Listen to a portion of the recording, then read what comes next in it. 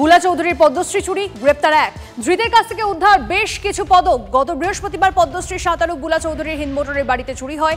হিন্দমোটর দেবাইপুকুরের বাড়ি থেকে বুলা চৌধুরীর পদক, সোনা, রূপো, ব্রোঞ্জের মেডেল সহ সমস্ত পদক চুরির অভিযোগ।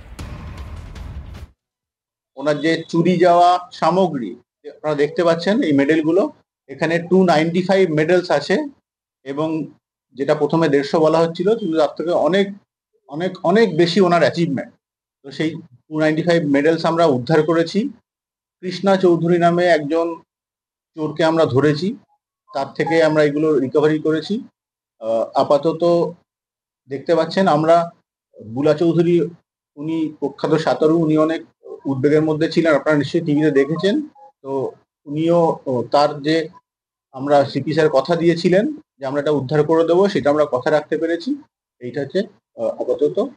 কোথা থেকে ধরলেন? লোকাল ও রিসরা এলাকার বাসিন্দা ছেলেটি, আমরা ওর বাড়ি থেকে ওকে ধরেছি।